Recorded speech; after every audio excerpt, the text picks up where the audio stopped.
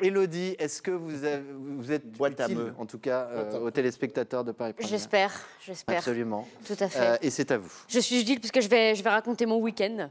Voilà. Ah oui, ça va nous passionner. C'est gentil. On va t'écouter, Élodie, mais attention, on ne te fera pas de cadeau.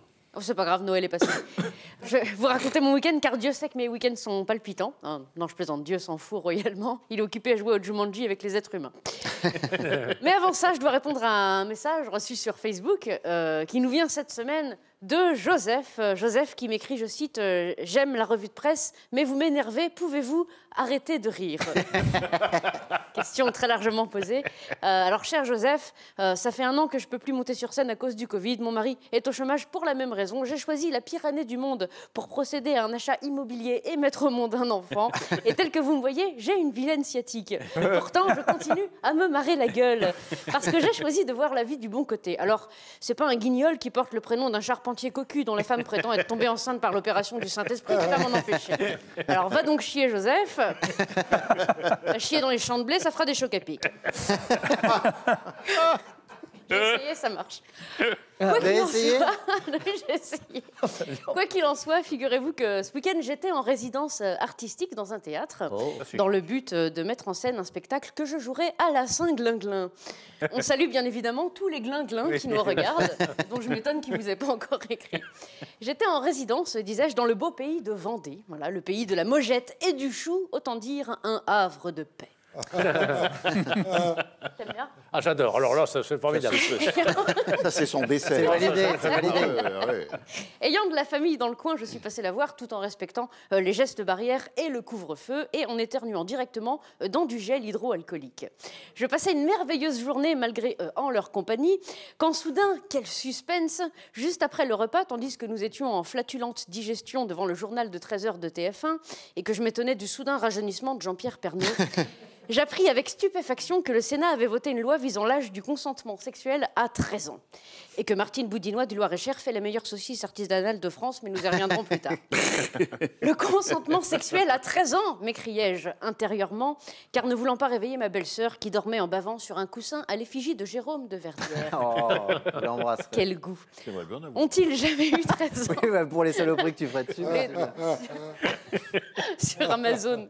Ont-ils jamais eu 13 ans et s'en souviennent-ils les gens qui ont voté cette loi? Comment peut-on consentir à l'acte sexuel à 13 ans alors que la majorité sexuelle est à 15 ans?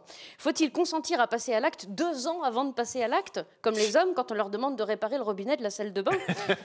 Je jetai alors un regard plein d'émoi en direction de ma nièce, Loulou, 13 ans, affalée dans le canapé, vêtue d'un pyjama intégral de licorne, son portable dans une main et son doudou dans l'autre. Et je m'interrogeais moi-même. Élodie, Élodie. 13 ans 13 ans, nom d'une crise d'acné hormonale. J'en connais qui vont se frotter les mains sans que ce soit par respect des mesures sanitaires. Et qui se sentiront dans leurs droits quand ils confondront les poignées d'amour avec celles des cartables. 13 ans, même dans l'épisode 2 de la saison 8 de La Petite Maison dans la Prairie, Charles Ingalls refuse la main de sa fille Laura, 13 ans, à celui qui vient la lui demander parce qu'il trouve ça trop jeune. Et je vous parle d'une époque où si t'avais pas 8 mômes à 20 ans, t'avais raté ta vie. Comment un petit machin qui doit encore demander la permission pour sortir de table et qui pleure parce qu'on lui a demandé de vider le lave-vaisselle, qui crie Burk Burk quand il voit 2 personnes s'embrasser dans un film, pourrait-il même comprendre la notion de consentement? Comment consentir à 13 ans quand il y a 9 chances sur 10 que tu ne saches pas écrire correctement le mot consentement? Et quand tu peux pas aller t'acheter des préservatifs si maman t'a pas donné d'argent de poche?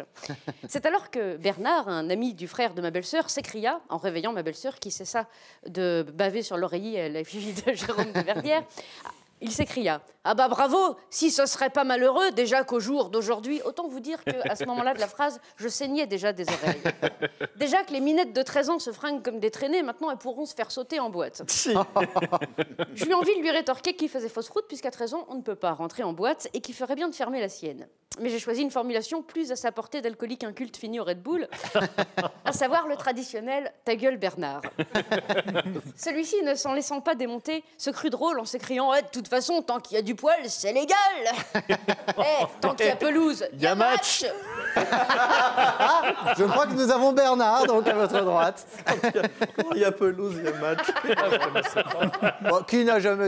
Elle est Ah non, moi, je ne connaissais pas l'expression. Ah bon? Ah non, non. Ouais, tout le monde a dit, bien sûr, quand il y a Pas pelouse. très football, moi. C'était une autre époque. pelouse, c'est l'urgence. Et l'autre, je suis pas football. suis pas football. S'ensuit un silence gênant qui permit à ma belle-sœur de se rendormir en bavant sur l'oreiller à l'effigie de Bernard Mabille. Elle l'avait retourné. Ça n'est droit donc. Une couette. Mon regard quitta ma nièce Loulou qui scrollait allègrement sur TikTok en n'ayant aucune conscience du débat qui se déroulait et s'arrêta sur ma propre fille de 3 mois qui, vu son rouge faciès, me préparait une surprise odorante couleur moutarde. Mon tout petit bébé, pensais-je alors, dans quel monde tordu t'ai-je fait naître? Serais-je un jour, dans un futur trop proche, obligé de te dire « Mon amour, quand tu couches avec le voisin, n'oublie pas de porter un masque et surtout rentre avant le couvre-feu, t'as des devoirs à faire. » Devrais-je lui expliquer le consentement tandis qu'elle jouera au Playmobil? Consentement qui, je le rappelle, est le fait de ne pas s'opposer à. Consentir, en fait, c'est l'affirmer. Alors, puisque qui ne dit mot consent, ma chérie, je vais t'apprendre à dire mot. Hein. Je vais t'apprendre à gueuler quand t'es pas d'accord. Je vais t'apprendre à pas avoir peur de rire fort. Je vais t'apprendre à envoyer tous les relous se faire cuire le cul et à frapper fort là où ça fait mal. À ne pas te taire parce que tu te sens mineur et à pas hésiter à lever le majeur. Je vais t'apprendre à être mal élevé s'il faut pour que même sous la sidération, la surprise, l'emprise, le chantage ou la peur, tu puisses trouver le courage de dire non.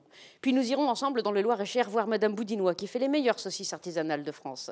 Et tu riras bêtement parce que dans artisanal, il y a anal. Parce que c'est ça que font les gamins de 13 ans et les adultes, ils s'appellent Stéphane Rose.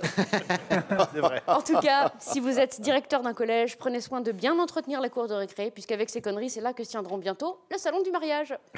Bravo, Elodie.